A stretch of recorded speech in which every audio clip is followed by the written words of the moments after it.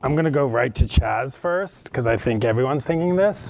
What were you thinking? Obviously, I wasn't thinking. I think that was the problem.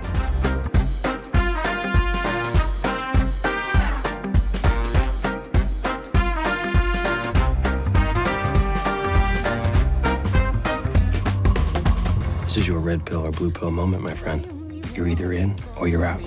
How can I tell you if I'm in or I'm out without you telling me the first thing about what I might be in or out of? So I read about it in a magazine. I thought it was a kind of extraordinary story for many reasons, not least I couldn't figure out the why of it, how they ever imagined it was ever going to end well. It just felt like there was never going to be a scenario in which it was going to be anything other than a fuck up, I guess.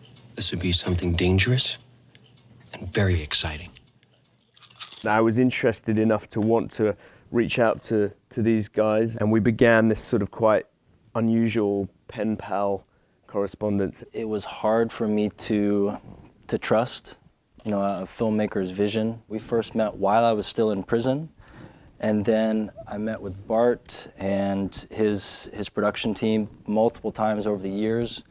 And it actually wasn't until about 5 years after initially meeting Bart and his team that I actually agreed to be a part of it. I didn't meet Chaz until after our premiere at Sundance. So it was pretty wild. You're seeing him right after you watched the movie, and I saw him from afar. We had like an after party. I'm at the bar, and I'm like, oh crap, that's the dude. I was like, he's gonna tell me, you sucked at playing me. I was like, oh man. The first time I actually met him was on set, that when you saw in the film when he's at the gas station, and God, he was like this goofy, crazy kind of guy, but so nice and so sweet and sarcastic, but I don't know, he kind of had this weird kind of like laugh to him. And I was like, damn it, why did I get to talk to him beforehand? I would have loved to do that in the script, or in the film, but. $12 million. You really need to see how easy this is gonna be.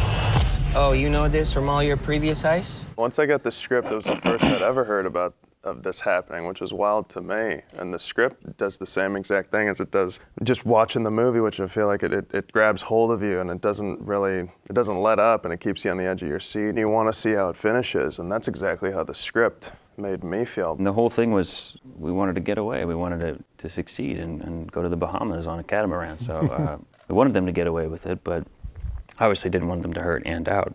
This library is home to the most valuable book in the United States. She's also the most lovely woman on the planet, which made it all the more difficult to have to tackle her and tase her and throw her on the ground. And Do you apologize right after you do it? yeah, and God love her. I mean, she was, pretty much just stayed tied up the whole day for that, and Oh, jeez. yeah. You say that with a smile? We would go to lunch and forget that she was tied up. Sorry. Can I just say how dumb this entire thing is? How do you know no one's gonna get hurt? I was approached about the plan probably a year prior to it actually taking place. I first laughed it off. I was like, oh, are you stupid? You're gonna get yourselves caught, don't do that. And I came to a place that I felt lost and confused and very, very hurt and betrayed by people that were close to me. And I got to a point in my life that I just didn't really care what happened next. When you're in something and you're in this group of young men, there's like this fire behind this idea. Nobody wants to be the dude to extinguish it. And to me, it just kind of felt like, well, he's an athlete. If I can marry that kind of football mentality where you're like, you practice, and then you just hope that on the day the formation takes care of itself, then you just ride that out and everything will just work out. So that's kind of the gateway into staying into the plan that I felt that I was riding throughout. Let's go!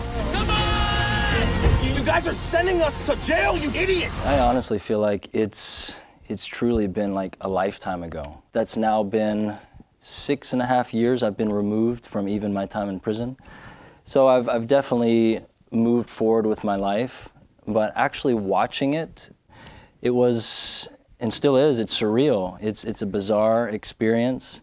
Seeing these really traumatic events that I participated in, and these things that I did that I'm not proud of. and that I'm ashamed that I even did. It was like a form of exposure therapy. I think maybe the second or third time I watched it in a row for a screening, even though I actually lived the events and I'm now watching it over and over, it continues to engage me and pull me in, and I can kind of enjoy the ups and downs of it.